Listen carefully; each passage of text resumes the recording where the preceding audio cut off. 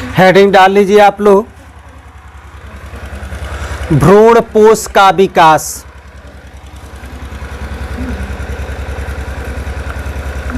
भ्रूण पोष का विकास।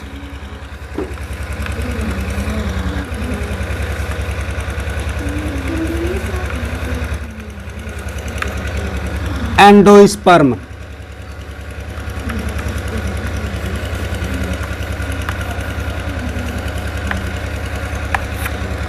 डेवलपमेंट ऑफ एंडोस्पर्म, भ्रूण का विकास।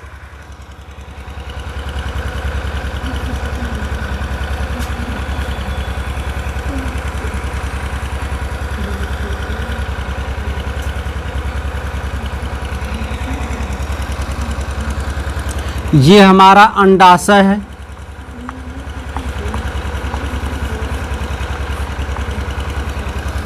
देखिएगा ये पुष्प का अंडाशय है। अब इस अंडाशय में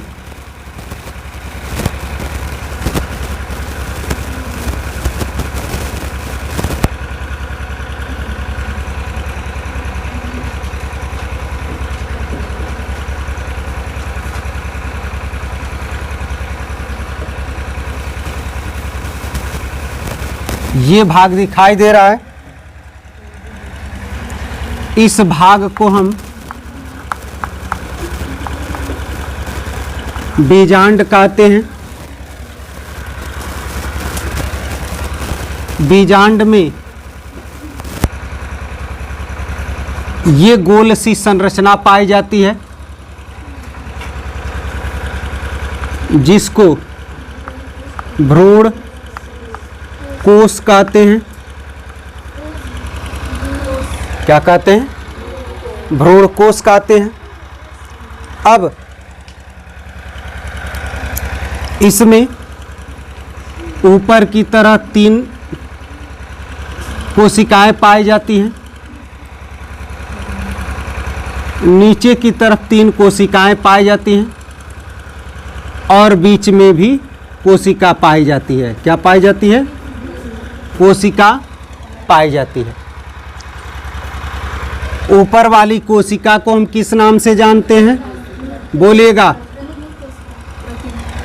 प्रतिमुख कोशिका के नाम से जानते हैं।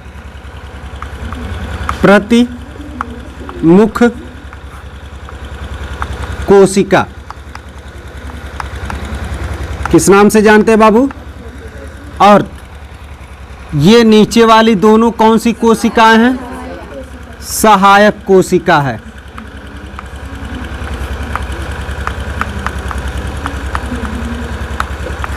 और ये बीच वाली कौन सी कोशिका है बाबू? अंड कोशिका है।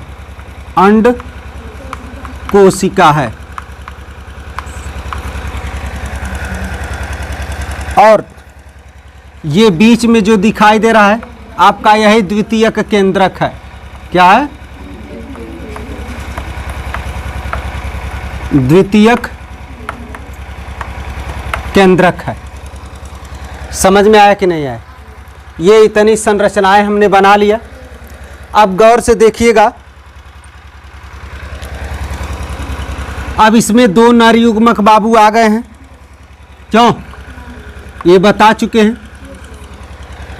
तो एक नर युग्मक अंड कोशिका से निषेचन करके युग्मनज बना ली। हमने युग्मनज के बारे में पढ़ लिया, अर्थात द्विबीजपत्री पौधे में भ्रूण का विकास। युग्मनज किसका निर्माण करता है? भ्रूण का निर्माण करता है। तो भ्रूण के बारे में हमने पढ़ लिया। एक द्विबीजपत्री पौधे में और एक बीजपत्री पौधे में हमने पढ़ लिया। समझ में आ गया? अब गौर से समझिएगा। अब ये बचा आपका द्वितीयक केंद्रक। क्या बचा बाबू? द्वितीयक केंद्रक बचा और एक आपका नर युग्मक बचा। ये द्वितीयक केंद्रक और नर युग्मक आपस में संलयित होकर के, क्या होकर के? संलयित होकर के, अर्थात त्रिसंलयित होकर के या त्रिसमेकित होकर के भ्रूण पोष का निर्माण करती हैं। किसकी निर्माण करती हैं? भ्रूणपोष का निर्माण करते हैं। कौन निर्माण करता है बाबू? द्वितीयक केंद्रक, द्वितीयक केंद्रक। और कौन बाबू? प्लस बोलिएगा नर युग्मक, नर युग्मक मिले। देखिएगा यही तो, ये आपका द्वितीय केंद्रक है और ये आपका नर युग्मक है, मिला। कोई परेशानी आपस में? अच्छा, द्वितीय केंद्रक अर्थात द्विगुणित होता है और नर युग्मक अगुणित होता है। तो ये मिलेंगे तो त्रिसमेकन करेंगे। क्या करेंगे? त्रिसमेकन करेंगे। त्रिसमेकन। त्रिसमेकन क्यों कहते हैं? क्योंकि 2 n और 1 n मिलकर के कितना बना लेंगे? 3 n, अर्थात त्रिगुणित हो जाएंगे। बोलिएगा आप लोग। और इसी को हम त्रिसंलयन भी कहते हैं। क्या कह देते हैं बाबू? त्रिसंलयन कह देते हैं। कोई परेशानी आप लोग को? अच्छा, अब त्रिसंलयन से जो त्रिगुणित केंद्रक प्राप्त होता है, क्या प्राप्त होता है बाबू?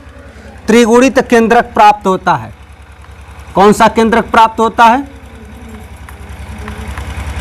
त्रिगुणित केंद्रक जो प्राप्त होता है, इसी त्रिगुणित केंद्रक को हम भ्रूणपोष कहते हैं। क्या कहते हैं बाबू? भ्रूणपोष कहते हैं, अर्थात अंग्रेजी में एंडोस्पर्म, एंडोस्पर्म कहते हैं। समझ में आ रहा है कि नहीं आ रहा है आप लोगों को? देखिएगा, यही हम आपको बता रहे हैं कि आपका द्वितीयक केंद्रक है और ये आपका नर युग्मक है। ये आपस में दोनों मिले तो आपस में मिल करके त्रिसमेकन किए या त्रिसंलयन किए। त्रिसमेकन और त्रिसंलय से इन्होंने त्रिगुणित केंद्रक बना लिया। इसी त्रिगुणित केंद्रक को भ्रूणपोष कहते हैं। समझ में आ गया? अच्छा, अब भ्रूणपोष करता क्या है? भ्रूणपोष जो होता है अंडाशय में वृद्धि कर रहे। क्या बाबू? अंडाशय में वृद्धि कर रहे या बीजांड में वृद्धि कर रहे भ्रूण को पोषण प्रदान करता है। क्या करता है बाबू? यह भ्रूण को पोषण प्रदान करता है।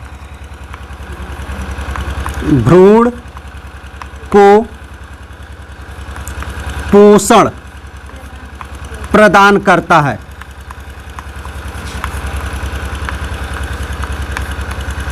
क्या करता बाबू? भ्रूणपोष। भ्रूणपोष अंडाशय या उसके अंदर क्या उपस्थित है? बीजांड में उपस्थित भ्रूण को पोषण प्रदान करता है। अब गौर से समझिएगा, भ्रूणपोष में जो भोजन उपस्थित होता है वह किस रूप में उपस्थित रहता है, ये भी हमको जानना जरूरी है। भ्रूणपोष में जो भोजन उपस्थित रहता है वह मंड या स्टार्च के रूप में उपस्थित रहता है। किस रूप में उपस्थित रहता है? भ्रूणपोष में। गौर से देखिएगा, भ्रूणपोष में जो भोजन उपस्थित होता है वह मंड या स्टार्च के रूप में उपस्थित होता है।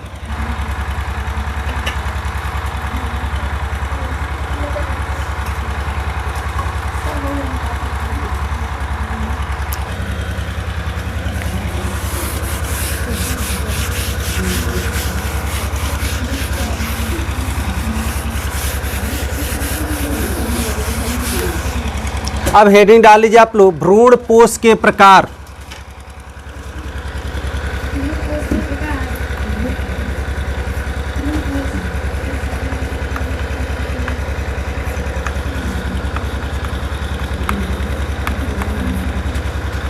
भ्रूणपोष के प्रकार, टाइप्स ऑफ एंडोस्पर्म।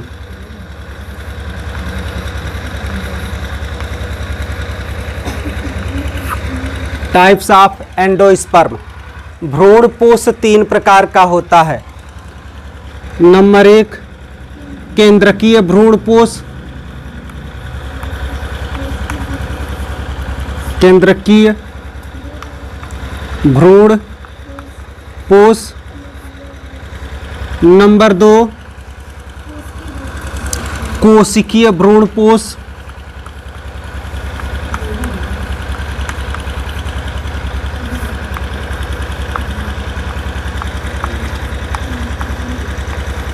कोशिकीय भ्रूणपोष।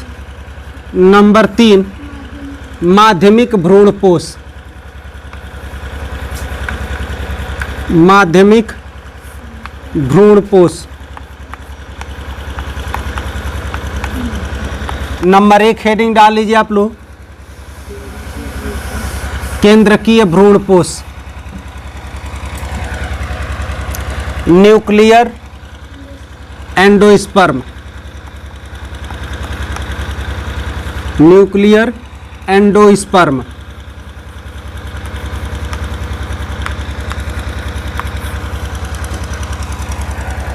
अब देखिएगा केंद्रकीय भ्रूणपोष किसे कहते हैं।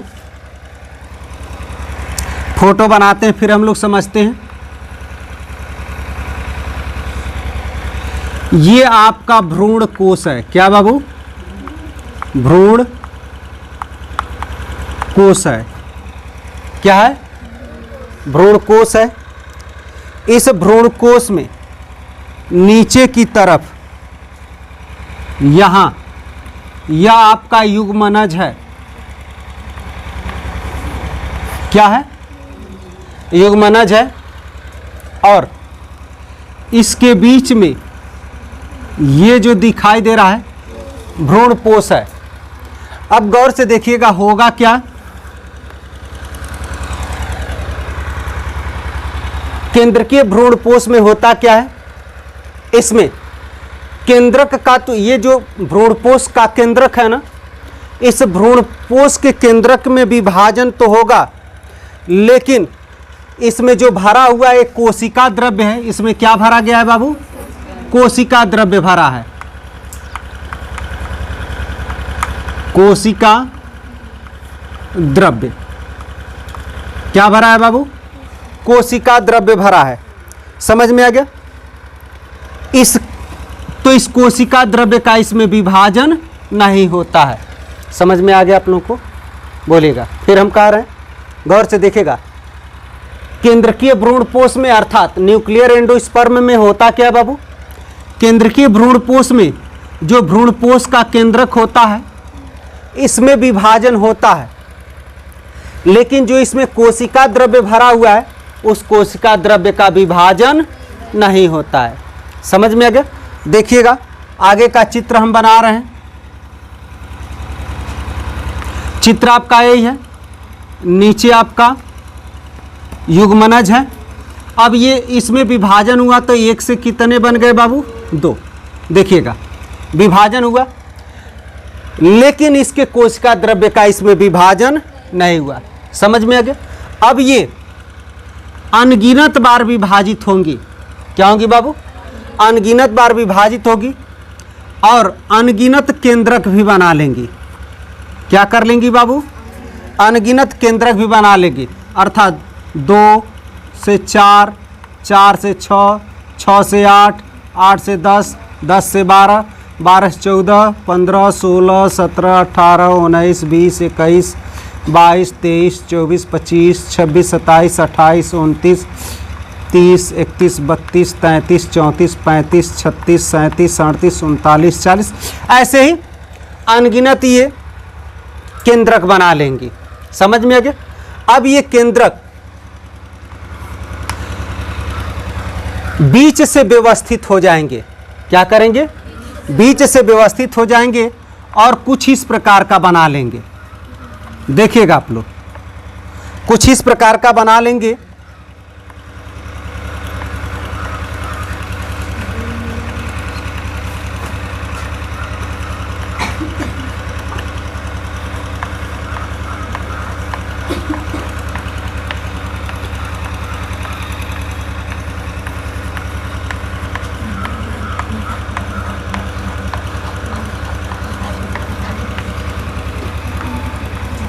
शोर मत करिए आप लोग, देखिए।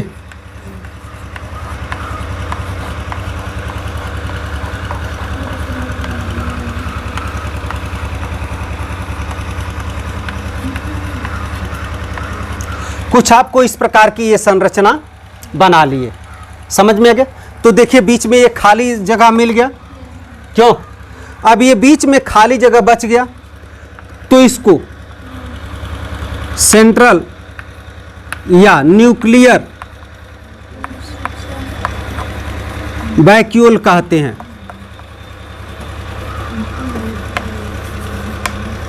क्या कहते हैं बाबू? इसको सेंट्रल या न्यूक्लियर वैक्यूल के नाम से जानते हैं। इसमें केवल दो चीज़ याद रखना है। इसमें क्या याद रखना है? इसमें याद यह रखना है कि इस प्रकार के विभाजन में भ्रूणपोष के केंद्रक का तो विभाजन होता है, लेकिन कोशिका द्रव्य का विभाजन नहीं होता है। भ्रूणपोष का केंद्रक विभाजित होकर के, थे ना, अनगिनत केंद्रक बनाता है और यह केंद्रक परिधि से विभाजित हो जाती हैं और बीच में कुछ खाली स्थान छूट जाता है, जिसको सेंट्रल या न्यूक्लियर वैक्यूल कहते हैं। बाद में यह रिक्तिका समाप्त हो जाती है और इसमें कोशिका द्रव्य भर जाता है।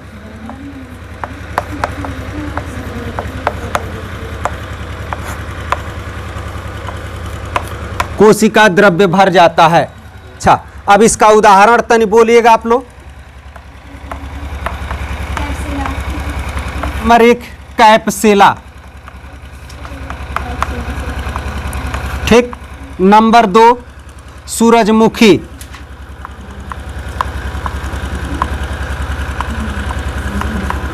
सूरजमुखी। नंबर 3 मक्का। नंबर 4 गेहूं। नंबर 5 धान। यानी इस प्रकार का भ्रूणपोष किस में पाया जाता है? कैप्सेला में पाया जाता है, सूरजमुखी में पाया जाता है, मक्का में पाया जाता है, गेहूं में पाया जाता है और धान आदि में पाया जाता है। उतार लीजिए तुरंत।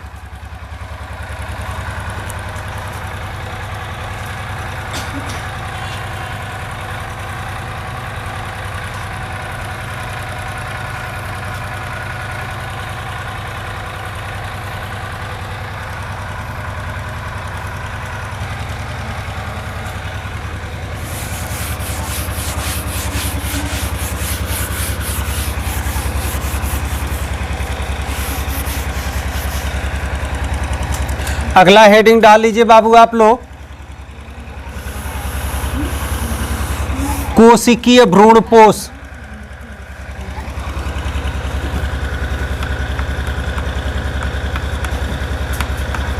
कोशिकीय भ्रूणपोष, सेलुलर एंडोस्पर्म।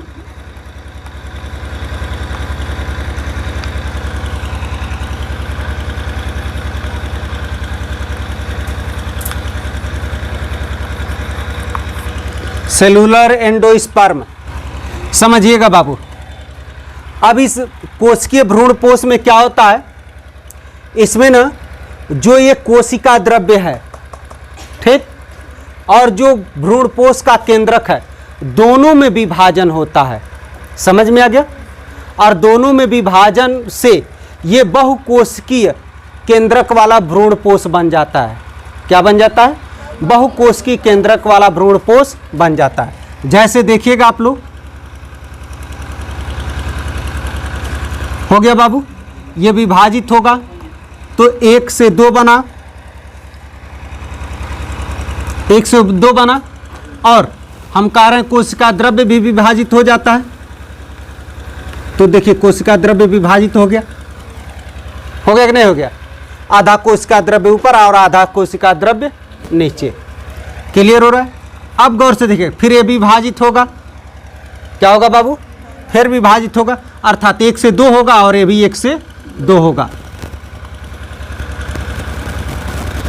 देखिएगा 1 2 1 2 हो गया। थोड़ा और ऊपर कर दे, 1 2, और ये आपका युग्मनज है।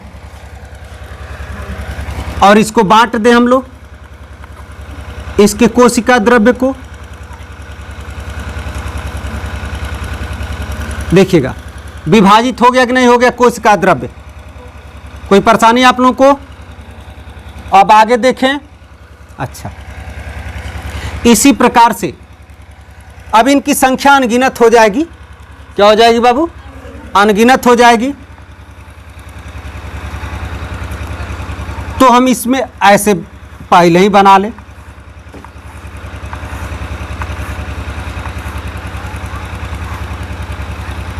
गौर से देखिएगा आप, इसको दूसरे कलर से बनाइए, युग्मनज है।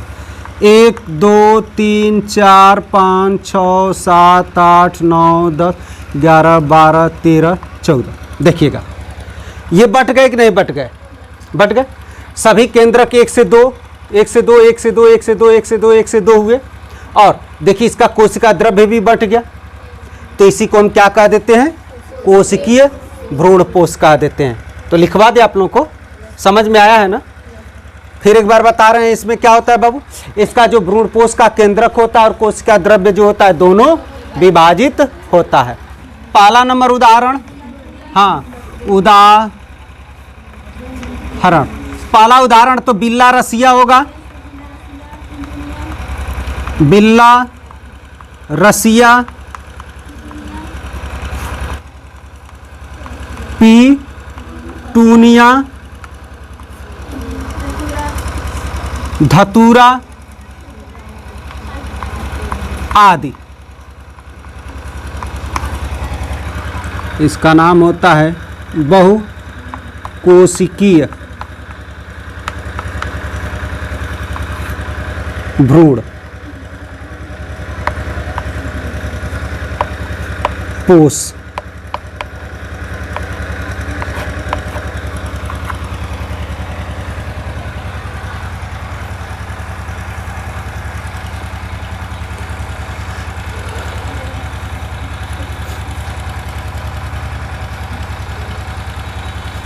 मिटाएं? नहीं।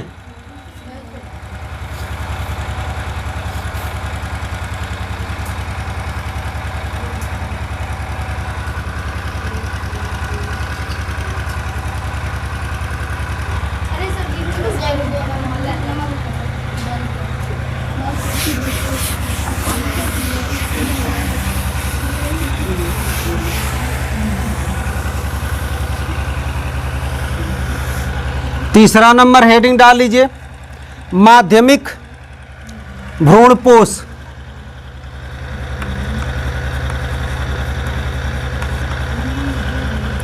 माध्यमिक भ्रूणपोष हाइलोबियल एंडोस्पर्म। हाइलोबियल एंडोस्पर्म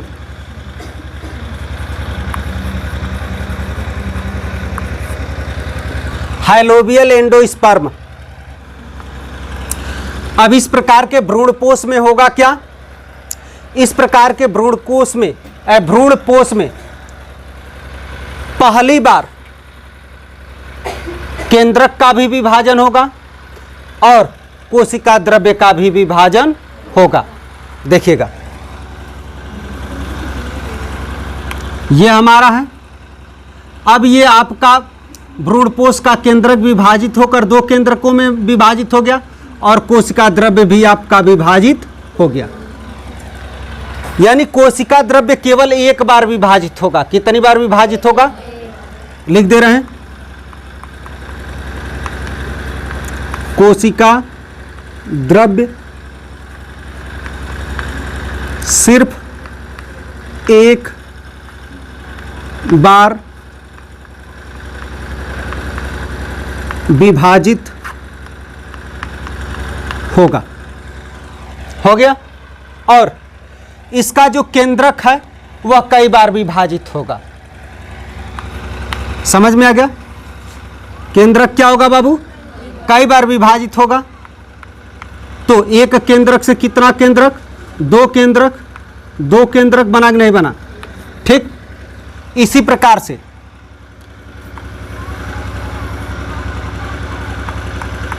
दो से 4 बनेगा, 1 2 3 4, 1 2 3 4। समझ में आ गया?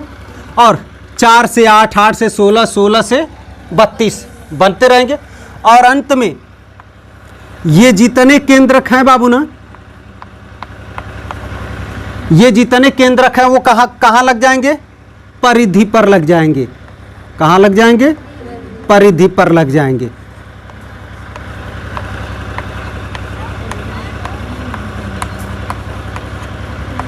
कोई परेशानी आप लोग को? यही आपका क्या कहलाता है? माध्यमिक भ्रूणपोष या हाइलोबियल एंडोस्पर्म कहलाता है। इसका उदाहरण क्या होगा बाबू? उदाहरण इसका एरीमुरस, अगला उदाहरण क्या है बाबू? एम्फाडल्फस।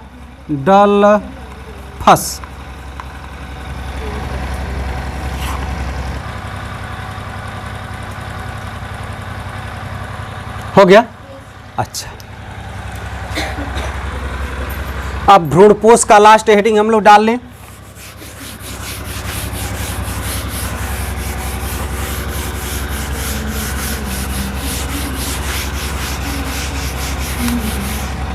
हेडिंग डाल लीजिए आप लोग, भ्रूणपोष की औतिकी।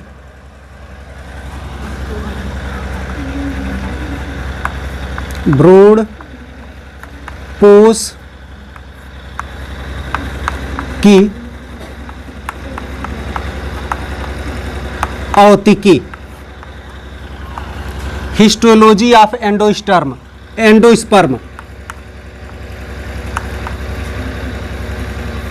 Histology of endosperm.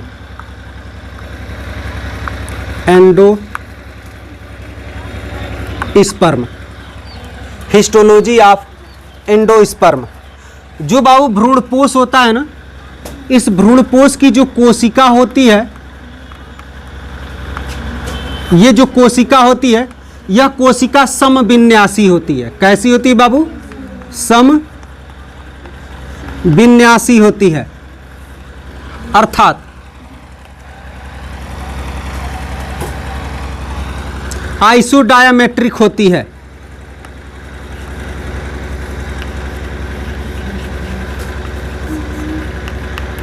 आइसोडायामेट्रिक होती है, समझ में आ गया?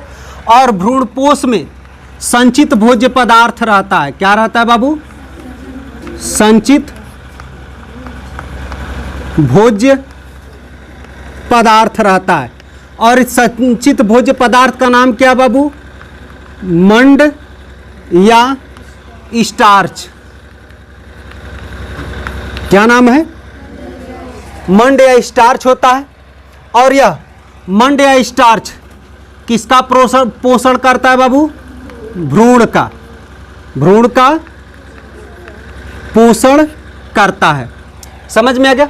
अब गौर से देखिएगा, जो भ्रूणपोष की कोशिका होती है ना, वह लगभग पतली होती है। कैसी होती है? प्रायः पतली होती है। पतली होती है। भ्रूणपोष की कोशिका कैसी होती है बाबू? पतली होती है। लेकिन कभी कभी, क्या बाबू? लेकिन कभी कभी ना भोज्य पदार्थ के रूप में हेमीसेलुलोस एकत्रित हो जाती है। क्या एकत्रित हो जाती है? हेमीसेलुलोस।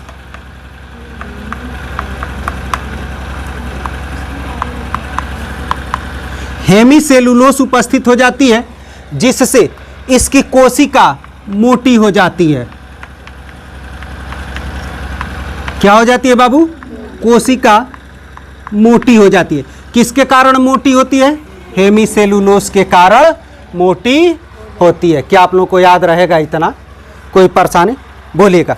अच्छा, ये तो रही बाबू, ये जितनी जानकारी मिली है सभी द्विबीजपत्री पौधे के लिए मिली है। किसके लिए मिली है? द्विबीजपत्री पौधा कह लीजिए या द्विबीजपत्री भ्रूण के लिए कह लीजिए। तो एक बीजपत्री पौधे में किस प्रकार का परत पाया जाता है? एलुरोन परत पाया जाता है। याद रखिएगा आप लोग, एक बीजपत्री भ्रूणपोष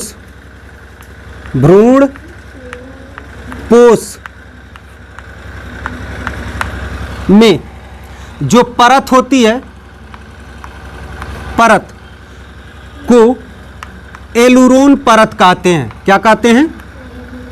एलुरोन परत कहते हैं। कौन सा परत कहते हैं बाबू? अर्थात जो परत उसकी बनी रहती है, किसकी बनी रहती है? एलुरोन लेयर का बना रहता है, इसीलिए हम इसको एलुरोन परत भी कहते हैं। एलुरोन का स्पेलिंग लिख लें, ALURONE, एलुरोन लेयर। क्या आप लोगों को समझ में आ रहा है?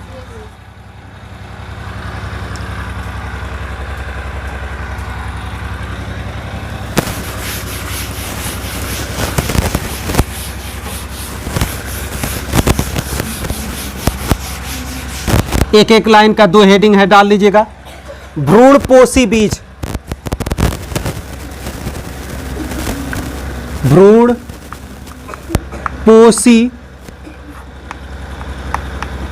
बीज,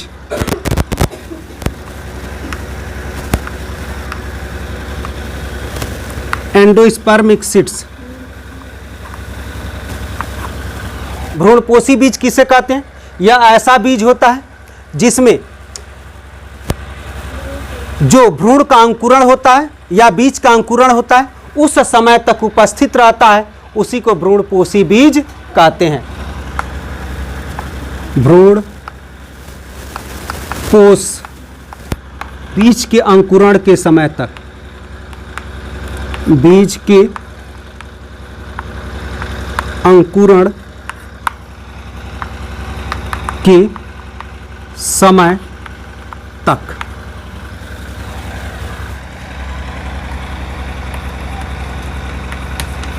जैसे गेहूं, मक्का, सुपारी, अरंडी आदि। फिर एक बार गौर से समझिएगा, हम आपको क्या बता रहे हैं। भ्रूणपोषी बीज उसे कहते हैं जिसमें भ्रूणपोष बीज के अंकुरण के समय तक मौजूद रहता है, उसी को भ्रूणपोषी बीज कह देते हैं। लास्ट हेडिंग डाल लीजिए आप लोग, उसके बाद से घर जाइए। अभ्रूणपोषी बीज, अभ्रूणपोषी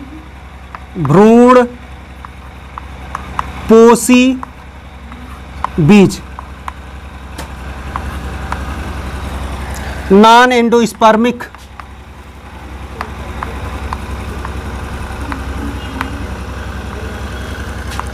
सीड्स, नॉन एंडोस्पर्मिक सीड्स। इसमें जो आपका भ्रूणपोष होगा बाबू ना,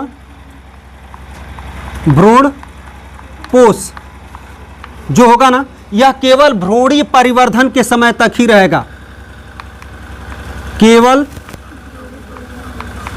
भ्रूणीय परिवर्धन के समय तक, के समय तक ही रहेगा। उसी को हम क्या कह देते हैं? अभ्रूणपोषी बीज कह देते हैं। जैसे चना, मटर, सेम आदि।